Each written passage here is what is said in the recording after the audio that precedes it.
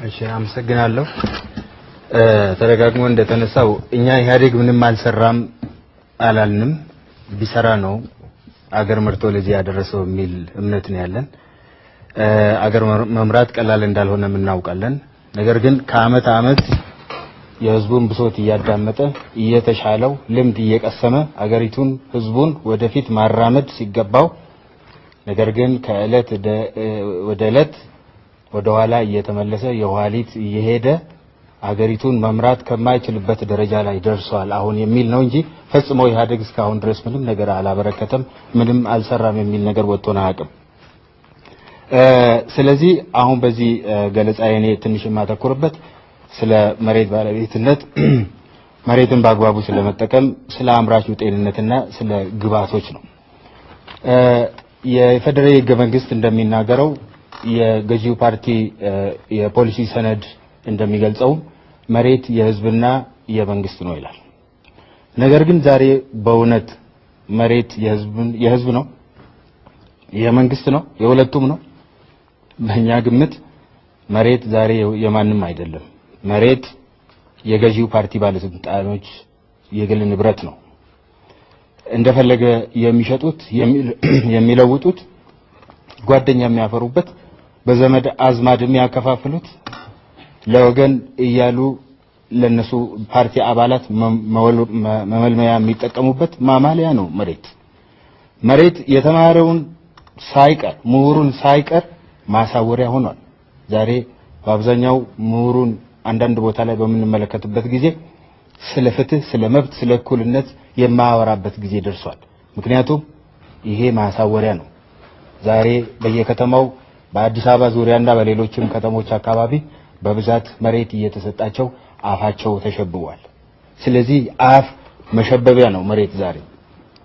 መሬት ለፖለቲካ ፍጆታ ሲባል ውጪ የሚኖረውን ኢትዮጵያዊ ወደ ሀገር ውስጥ የመሳቢያ ማግኔት ሆኗል። ደግሞ ዲያስፖራ እየተባለ በአንድ ወቅት ግር ብለው መጥተው እዚህ ወገኖቻችን ስንት ዜጎች ሜዳ ላይ ወድቀው እያሉ አንዲት ስንዝር መሬት የሌላቸው ወገኖች እያሉ ነገር ግን በውጪ ቢያንስ ቤት ውስጥ የሚኖሩ ሰዎች መጥተው መሬት ተቀራምተው ሸጠውት ሄደዋል።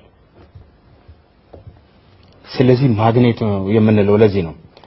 መሬት ዛሬ ጥቂቶች በብርሃን ፍጥነት ተዝቆ ወደማያልቅ ሀብት የተመነጠቁበት መንኩራኩር ነው። ብንመለከት አንዳንዶቹን ሀብታሞች አንዳንዶቹን ብንጠይቃቸው እንደውም በህዝቡ ዘንድ ታሪኬ ባጭሩ እየተባሉ የሚጠሩ አሉ። እንዴት ነው የሀብት ከየት መጣ እንዴት አገኛችሁ ተብለው ቢጠየቁ እንደዚህ አርጌ እንደዚህ ለፍቼ እንደዚህ አርጌ አመጣሁ ማለት እንኳን የማይችሉ እንዴት እንዳፈሩት ገንዘቡን ራሱ እንዴት እንዳፈሩት የማያውቁ። ስለዚህ መሬት እንደዚህ ነው ዛሬ መሬት የማንም አይደለም። ይሄንን ሁኔታ ለማስተካከል ነው እኛ ጥረት እናደርጋለን። በዜጎች መካከል በእኩልነት የሚከፋፈል ሀብት መሆን አለበት የምንለው መሬት ወሳኝ ሀብት መሆኑን እናውቃለን። እኛ ኢትዮጵያውያን ከዚህ ሀብት ጋር ባለን ግንኙነት ምክንያት የዜግነት ደረጃችን በአራት ቦታ የተከፈለ ይመስለኛል። መሬቱን የሚሰጡ አሉ አንደኛ ደረጃ ዜጎች፣ መሬቱን ከነሱ የሚቀበሉ ሁለተኛ ደረጃ ዜጎች ደግሞ አሉ። ሁሉም አይደለም መሬት የሚያገኘው ዛሬ። እነሱ ሲቀባበሉ ቁጭ ብሎ ትይንቱን የሚመለከት ዜጋ ደግሞ አለ ሶስተኛ ደረጃ የበይ ተመልካች። አራተኛ ደግሞ መሬቱን ተነጥቆ ተወልዶ ካደገበት እትብቱ ከተቀበረበት ስፍራ እየተባረረ መሬቱ ለሌላ የሚሰጥ የዚህ ድርጊት ሰለባ የሆነ አርሶ አደር ደግሞ አለ። ስለዚህ እኛ ለዚህ ነው የምንታገለው።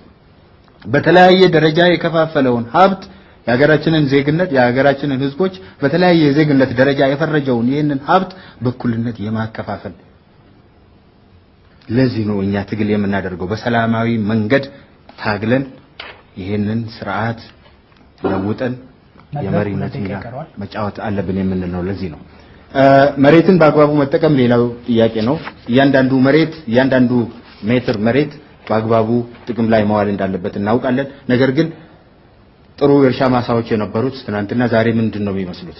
ዛሬ ግማሹ ድንጋይ ተሸክሟል፣ ግማሹ አጥር ታጥሮበት አንድ ዘበኛ ቁጭ ብሎ መንገድ ላይ ይጠብቃል። ምናልባት ያ ዘበኛ ዘመዶቹ ወይም ቤተሰቡ የተበተነበት ያ በአንድ ጊዜ የዛ መሬት ባለቤት የነበረ ሰው ሊሆን ይችላል። በአብዛኛው ይሄ ነው የተረዳነው። ስለዚህ መሬት ተገቢውን አገልግሎት ከሰጠ በኋላ ደግሞ በአንዳንድ አካባቢዎች ዝም ብሎ የሚተው አለ። ለምሳሌ ማዕድን ከሚወጣባቸው አካባቢዎች ማዕድኑ ከወጣ በኋላ መሬቱ ዝም ብሎ ይተዋል። ስለዚህ ወደ ምድረ በዳነት የመለወጥ አደጋ ያጋጥመዋል። ስለዚህ ሊያገግም የሚችልበት ሁኔታ መፈጠር አለበት። ለገደምቢ ወይም ሻኪሶ ወይንም ደግሞ አሁን ወደ ጉጂ አካባቢ ብንሄድ ያ መሬት ከጥቂት ዓመታት በኋላ ምን እንደሚሆን ልናውቅ አንችልም። ስለዚህ መሬት አገልግሎት ከሰጠ በኋላ እንደገና ደግሞ ሊያገግም የሚችልበት ሁኔታ መፈጠር አለበት። የአምራቹ ጤንነት ነው። ሌላው ደግሞ በቂ ምግብና ውሃ ያስፈልገዋል። በአብዛኛው ይሄ አልተሟላም። ለምሳሌ ውሃ ችግር ሊሆን ይችላል። ነገር ግን የሚፈሱ ውሃዎች፣ ወንዞች ራሳቸው ህይወት የሌላቸው ወንዞች ሞልቷል በአገራችን። እዚህ ሩቅ ሳንሄድ ምንም ህይወት የሌለው ወንዝ አለ በብክለት የተነሳ ማለት ነው። ያንን ደግሞ ትንሽ ሜትሮች ራቅ ብሎ የሚጠጣ ህዝብ አለ። ትንሽ ሜትሮች ራቅ ብሎ የሚጠጣ እንስሳ አለ። ያም እኮ ወገን ነው። ያም ሊያሳስበን ይገባል። ለምንድነው እነዚህ ቆሻሻቸውን የሚበክለውን በካያቸውን ለመቆጣጠር የሚያስችል ሁኔታ የማይፈጥሩት? ለምንድነው ከፋብሪካዎቻቸው ትርፍ ያገኙ ያሉ ግለሰቦች ለምንድነው ለሌላው ጤንነት፣ ለአምራቾቻችን ጤንነት፣ ለአርሶ አደሮቻችን ጤንነት የማይጨነቁት? ስለምንድነው መንግስት ስለምንድነው ይሄንን የማይጠይቀው? ሌላው ስለ ማዳበሪያ ጉዳይ ነው። መንግስት ስለ ማዳበሪያ አነሳ። ማዳበሪያ እዚህ ሀገር ውስጥ ሊመረት የሚችልበትን ሁኔታ ፈጽሞ ሊያመቻች እቅድ ስለመኖሩ አናውቅም። ለምንድነው ከሁሉ ኮምፕሊኬትድ የሆነ ብዙ ገንዘብ የሚጠይቀው ነው አይደለም። ነገር ግን መድረክ ለማብራሪያ የተመደበለትን ሰዓት ጨርሷል። አመሰግናለሁ።